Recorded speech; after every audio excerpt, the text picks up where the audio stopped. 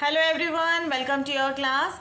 आज के इस क्लास में हम टेंसेस के बेस पे 2 पैसेजेस कंप्लीट करेंगे। There are 2 passages 1 and 2। ये पैसेजेस हैं, इनको आपको कंप्लीट करना है। First passage using present form of verb and the second one using simple past and past continuous form. Generally क्या होता है ना, बच्चे टेंसेस जैसे अगर रूल लर्न करना है तो रूल लर्न कर लेते हैं, बट द प्रॉब्लम इज़ जैसे अगर उनको यूज़ करना है टेंसेस को हम कहाँ किस तरह से यूज़ करें तो उसमें कन्फ्यूजन क्रिएट होता है। ऐसे क्वेश्चंस आपको ओलंपियाड्स में देखने को भी मिलते हैं एंड आपके एग्ज़ाम पेपर्स में भी आपको हेल्पफुल रहते हैं। तो अब हम फर्स्ट पैसेज देखेंगे, इसमें हमें फिल करना है यूजिंग प्रेजेंट फॉर्म।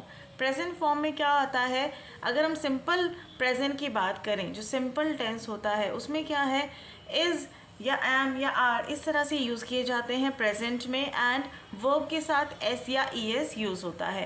कंटिन्यूस की अगर हम बात करें तो उसमें आई एन जी का यूज़ होता है, इज़ एम आर के साथ आई एन जी का यूज़ किया जाता है। जनरली प्रेजेंट फॉर्म की यही आइडेंटिफिकेशन रहती है। So let's start. अगर यहाँ पे जैसे लिखा है air dash a mixture of many gases. First of all अगर हम कोई भी नेचुरल एक फैक्ट, यूनिवर्सल ट्रूथ अगर हम कोई बताते हैं तो उसमें हम हमेशा सिंपल प्रेजेंट टेंस का यूज़ करते हैं। अब इसमें क्या बता रहे हैं हम, एयर क्या है, एक मिक्सचर ऑफ मैनी गैसेस है। Air is a mixture of gases, तो यहाँ पे आप क्या फिल करेंगे, इज़। विल नहीं आएगा, विल क्योंकि फ्यूचर में यूज़ होता है। आर बिकॉज प्लूरल के लिए यूज़ होता है, एयर को हम प्लूरल फॉर्म में नहीं काउंट करते हैं। वॉज क्या है, सिंपल पास्ट टेंस की फॉर्म है, पास्ट में हम वॉज का यूज़ करते हैं। It dash about 78% nitrogen, 21% of oxygen and 1% other gases.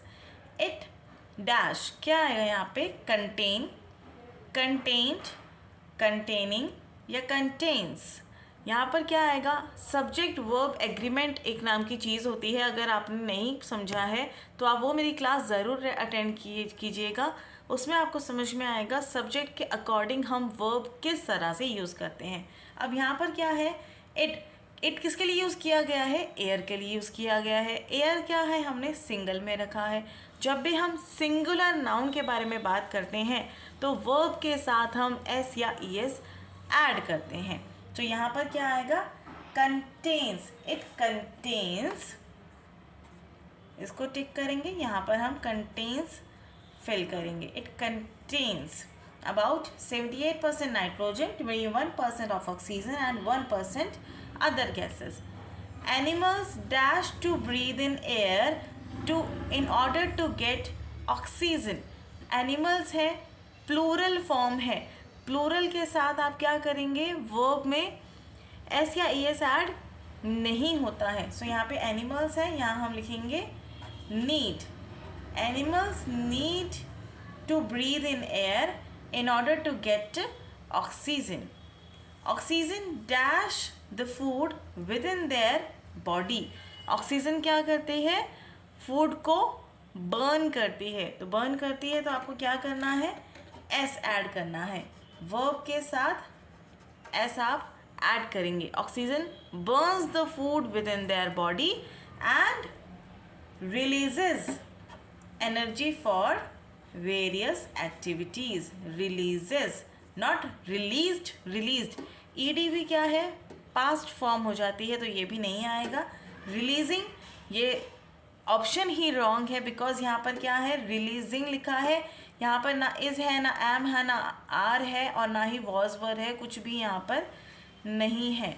जबकि इंग फॉर्म जब भी आती है उसके साथ एक हेल्पिंग वर्ब का होना बहुत इंपॉर्टेंट होता है। Water animals dash oxygen from water. Water animals हैं, एनिमल्स प्लूरल फॉर्म है, तो दैट मीन्स यहाँ से आपको एस या ई एस हटाना है। तो दैट मीन्स यहाँ क्या आएगा, water animals derive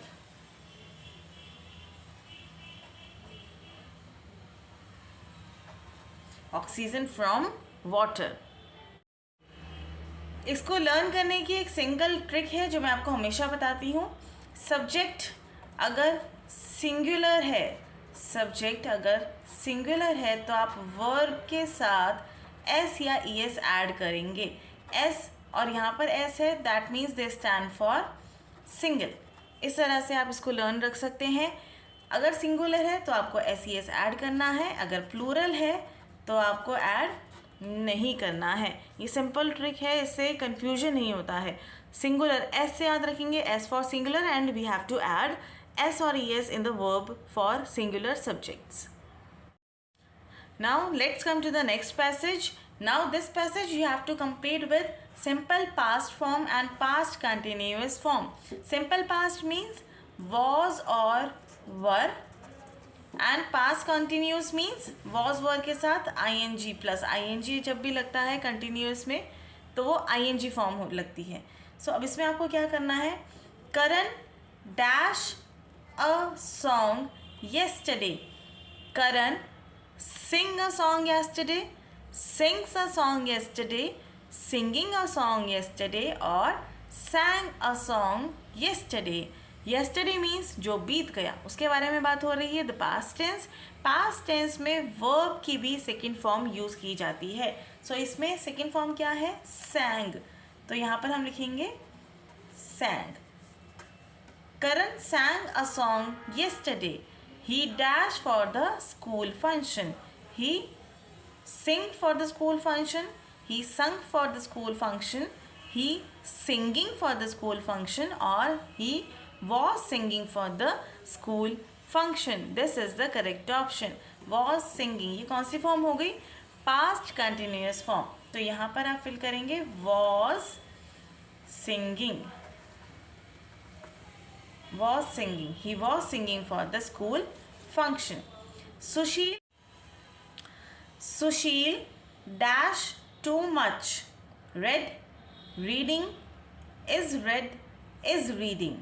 See, past form है simple past form, तो उसके लिए हम क्या यूज़ करेंगे, simple read। जैसे हम बोलते हैं I read the book. I read the book मतलब मैंने बुक ऑलरेडी पढ़ ली है। सुशील read too much. Even yesterday he was reading a novel. So यहाँ पर आप क्या फिल करेंगे, was reading. He was reading a novel. Nina and Ria dashed a lot at the party. Danced, dance, dancing, or dances. Nina and Ria danced. ed form past tense के लिए हम danced use करेंगे। Nina and Ria danced a lot at the party yesterday. Nina dashed more gracefully than Ria. Nina was dancing, past continuous form आ गई, was dancing more gracefully than Ria. Look, father, the car. Repair the car, repairs the car, repaired the car, or is repairing the car. Father is repairing the car. Although the sentence is correct, but they are asking the past continuous form, not the present continuous. Is repairing is present continuous form, right? अगर यहाँ पर होता was repairing तो हम इसको टिक कर सकते थे, बट अभी यहाँ पर ये गलत है। Look, father repaired the car. Repaired. ed लग गया, that means past tense. The baby dashed because she was hungry. The baby cried, cries, was crying, or crying. The baby was crying. Was crying because she was hungry. इस tense के लिए क्या rule है, अगर हम simple past tense की बात कर रहे हैं, सिंपल पास्ट टेंस, तो जनरली क्या होता है, बस वर्ब के साथ आप ed फॉर्म ऐड कर देते हैं तो वो पास्ट टेंस में बन जाता है, राइट। जैसे यहाँ पर क्या था, डांस, अगर हमने उसके साथ डांस्ड ed लगा दिया तो दैट मीन्स वो पास्ट टेंस फॉर्म बन जाता है, सिंपल पास्ट। अगर हम पास्ट कंटिन्यूअस की बात करें तो उसमें लगता है वॉज या verb, helping verbs plus ing use किया जाता है। एंड वर्ब की कौन सी फॉर्म आती है, फर्स्ट फॉर्म में आती है। जैसे क्राई और साथ में इंग लगा दिया तो दैट मीन्स वो पास्ट कंटिन्यूअस फॉर्म बन गई। Was crying, they were crying, मतलब सिंगुलर के साथ वॉज एंड प्लूरल के साथ वर का यूज़ हम करते हैं। इसको भी लर्न करने की ट्रिक मैं हमेशा ये बताती हूँ, एस इसमें किस में है, वॉज में है, तो यही सिंगुलर सब्जेक्ट के साथ यूज़ किया जाता है। सिंगुलर सब्जेक्ट के साथ वॉज का यूज़ हम करते हैं। I hope it is clear. मैं मिलती हूँ आपसे नेक्स्ट क्लास में, तब तक के लिए bye bye and thank you so much for watching my video.